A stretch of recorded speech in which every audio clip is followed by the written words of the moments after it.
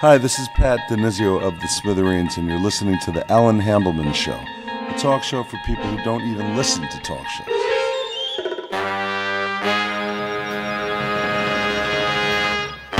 That's one of my favorite songs from the Blues Brothers.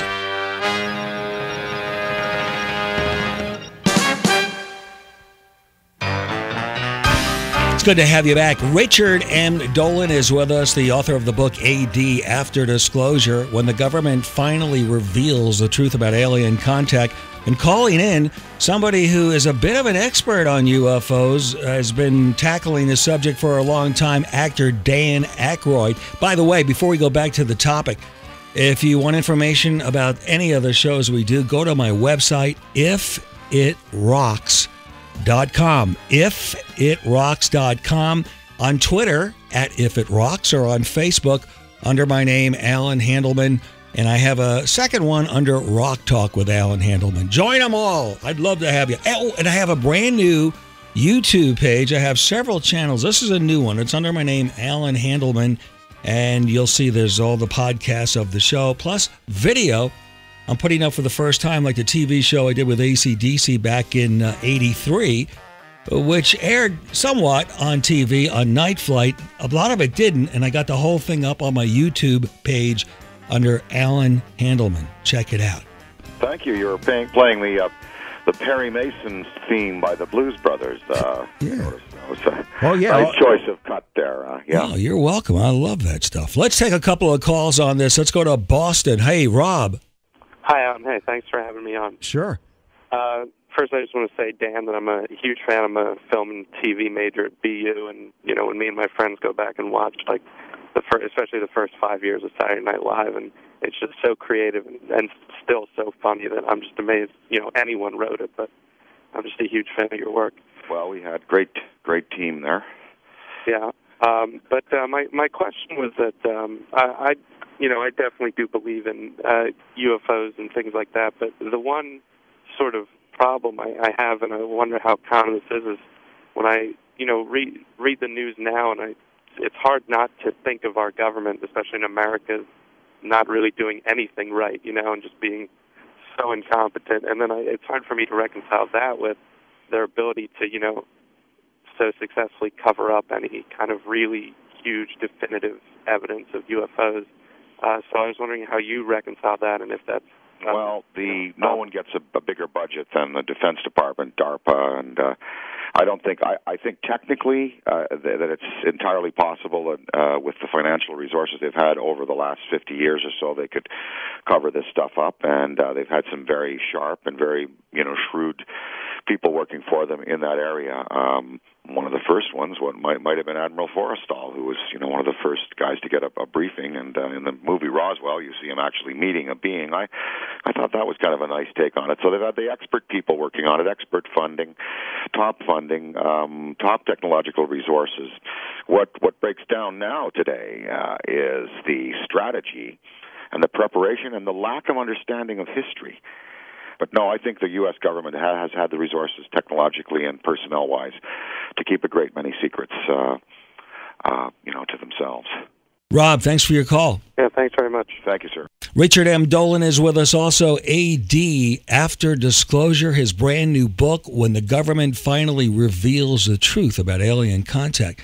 With all the information we have, all the officials who've come out, all the books have been written from former military people and astronauts and pilots, and all the documents that came out, and most of it was blacked out. You couldn't even read it. What they didn't black out, as amazing as it is. Well, here's the thing. That's exactly right. Could you imagine if this is the stuff they didn't block out? The stuff that we have, because there's different designations of classification, especially back then. You had what was called confidential, restricted, secret, top secret. Okay. Now, we learn in one FBI document from that era, from the late 40s, that this UFO issue was considered top secret. We have that statement.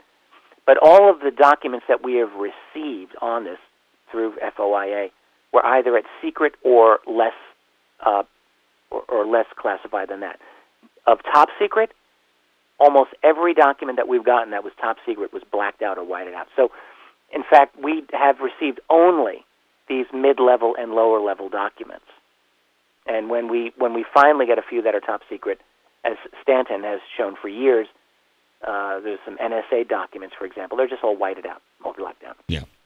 The overwhelming evidence from astronauts' observation to just great police officers who are trained to observe the sky. I've told this story many times, but when I remember, basically when I just started on radio, there were these UFO sightings in Lumberton, North Carolina. I traveled down there with my... That's the 1975 Exactly. Wave. Right. And I spent closer to 3 days with police from within 100 miles, interviewing people from all over the country, including some people from some of the military bases who confided with me. And after talking to these trained observers about UFOs that were treetop level, some of them that were triangle shaped and had a headlight sort of thing, and one police officer taking his patrol car spotlight while watching this thing in amazement for 4 minutes, he took his spotlight and just aimed it at it and flashed it 3 times. It flashed 3 times back. This kind of stuff where police basically, you can just tell they're telling the truth. There's no reason for them to have all the media there and embarrass themselves other than telling the truth. I remember the audio I went back to the studio with. From that day on, I've said something is going on. And in fact, made it a mission for one of the hot topics on my show I'm going to continue to deal with through the years. So it's just thinking back to the evidence that is out there and all the credible people, yet you can't get certain people to even consider it. The professional debunkers are going to say, well, the military back then, they were very crude. They didn't understand. They didn't. All these excuses. It's just, I can't see how it holds weight. That's so cool that you were involved in that. I wrote about that case at some length in a previous book, in the second volume of really? History of UFOs and the National Security State. And I'm going to send you the copy of that book, yes. by the way. It's a fascinating case. That was the first instance that I am aware of in which we get a wave of triangular sightings of UFOs. Right. There had been some sporadic sightings previous to that, but this was a week-long series of these sightings. And you're right, it was a very dramatic series with a lot of police officer witnesses. And cops make some of the best witnesses. They're out of doors, so they're if you're outside a lot, you're likely to look up. They often have to respond to UFO reports, and they are good observers, and they also don't get too worked up emotionally. They've seen it all, cops, and you find that when they give a report, they don't give a lot of dramatic conclusions. They're very factual, so they're really some of the best people you want for reporting this. And in that particular way, there are a lot of police officers. One story comes to my mind. I saw this. We were at one point, I'm not sure the location, but I heard in a police squad dispatch, it said UFO sighting an object at this location, which was about 80 miles away. But we made it. You got there. We were the police did welcome us. And then we found this county local sheriff down a road, and he didn't want to deal with the media. The Inquirer was there at that point. But I went down. A friend of mine, we just kind of got down there. We were pretty low budget. We had our tape recorders, but for whatever reason, he confided with us, and he was very shy about it. But once he said, "Okay, I trust you," he told us about the story, and it was so revealing. Just his facial expressions, his whole demeanor. What he went through was so profound, and he's not looking for attention. He doesn't care if people believe it. My God, this is what happened. Yeah. How can you disregard that stuff? And we've had an entire lifetime of this going on where people... So I think with the disclosure, the reaction is going to be, for many of these witnesses, it's going to be profound, and they're going to start talking up. So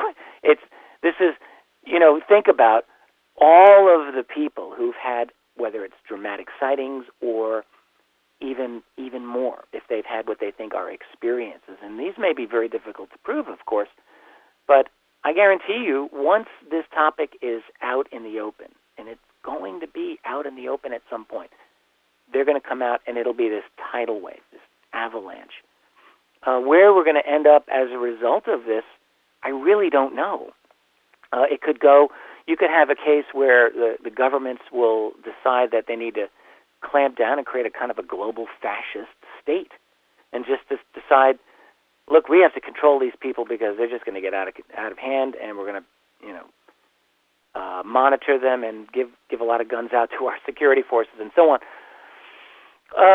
But it may not go down that way, because if people themselves organize sufficiently, there's only so much you can do. You're going to kill everyone in your country, shoot them all.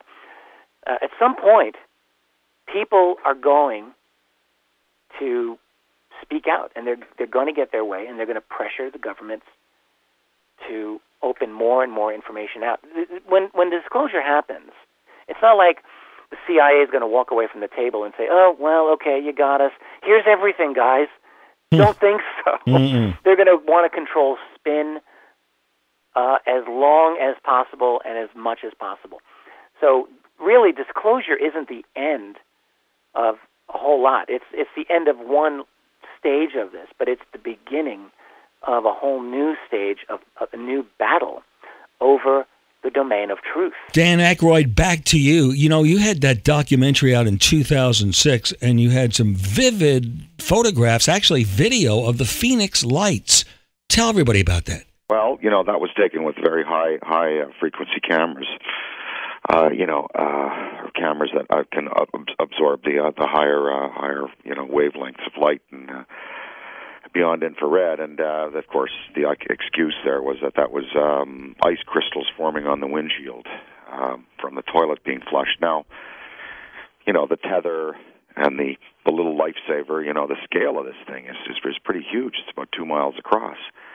And David Sarita, in his tape and book Evidence, surmises and links it with the Sirius Tribe and the Dog Star, and that these beings are trying to actually help the planet by bringing these massive bags of water to pour on our atmosphere to heal the ozone. So 2 miles across that lifesaver is, because the tether, the little line like the baton there, is about 100 miles away, and it was a mile long.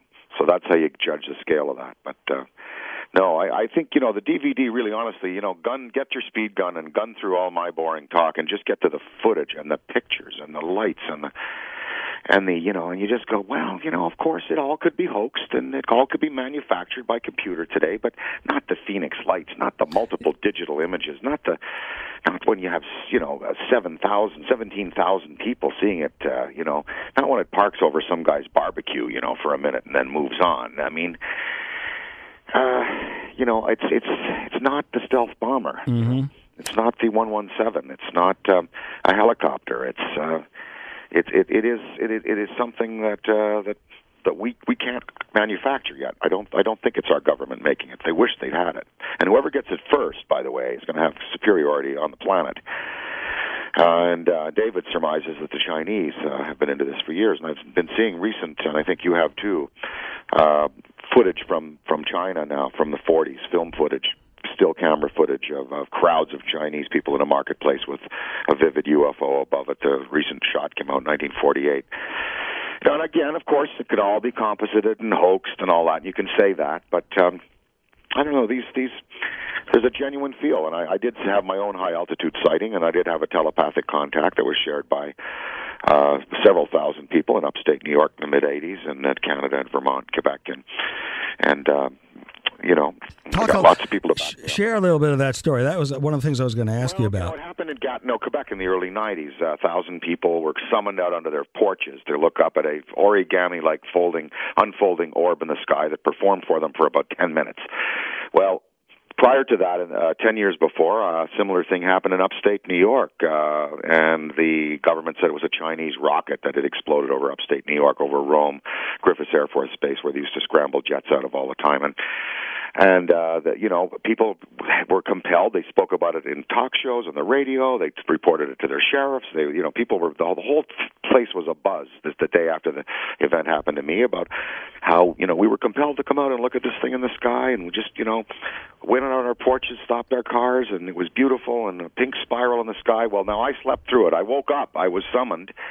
And I said, they want me to come out. They want me to come out. And Donna said, just go back to bed now. Who wants you to come out? I said, I don't know. I'm getting an urge to go outside. Just go back to sleep. So I went back That's to sleep. amazing. Go ahead. I went back to sleep. I missed it. But then the next day, when I said, Donna, look at this. Remember last night? And she said, yep. Yeah, and she backed me up. And then she was there for the sighting, the high altitude sighting I had, which was the about 100,000 feet, because I know the Concorde takes that left turn or right turn to go to Europe over to the Vineyard. I used to at 50,000 feet, so I know that distance. I know how fast jet fighters go. These things were going across the sky, wingtip to wingtip, beautiful magnesium glowing discs going across the sky, from horizon to horizon, 20,000 miles an hour. My friend, the great astrophysicist who works here in the Museum of Natural History, says, no, those are meteoric bolides, But usually meteors are green. They have a trail, they don't have that symmetry. He may be right. He may be right. But I know what I think I saw and three other people saw. Yeah, I know what you mean. I'm a lot like you. I like driving late at night and watching the skies, of course, paying attention to the road, of course, but I love watching the skies. I've never seen a UFO and listening to great rock and roll at the same time. Listening to your show. Oh, cool. Well, I'm glad you're listening and watching the skies. I wanted to share a story. I remember talking to an individual from Seymour Johnson Air Force Base. And he had called my show before, didn't reveal his name on the phone, and introduced himself there, showed me his credentials. He trusted me at some point, and he took me aside and said, well, yeah, there is something going on, and I'm involved in investigating this. And he didn't give me but so much information. But first, he showed me his documentation, but made me promise not to say too much.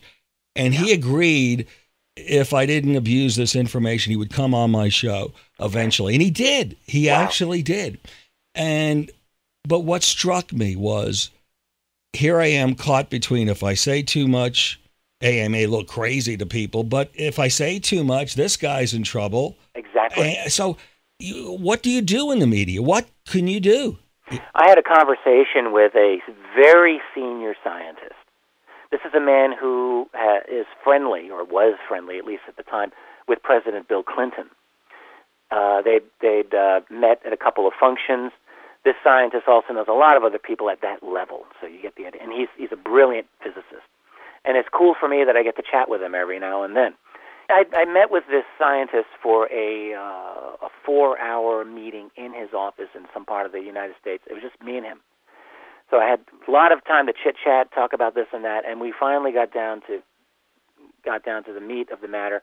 And I just asked him, not your personal opinion, I said, but I'd like to know if you've had, in your professional work, reason to believe that UFOs are real and or alien. And he said, well, I'll go further than that, and I will tell you what I've known factually for the past decade or so, and that is that at deeply, deeply, deeply clandestine levels. He said, so secret that you, Richard, who study this, you would be amazed at the level of compartmentation and secrecy. At that level, we have scientists who have in their possession alien technology and at least one body that I personally know about. Now, this guy is pretty famous. I could out him now. It wouldn't be a fun thing for him if I were to do that, so I've not ever done that. Maybe one day I'll be able to. But the point was this. He said, for years, I kind of thought that this was the case, but I didn't have confirmation. And I assumed that once I learned the truth, that it would change my life, it would make everything different. And he said, and honestly, it hasn't made a whole lot different to me, because he said, where do I go with this information? Who do I tell? Do I tell the New York Times?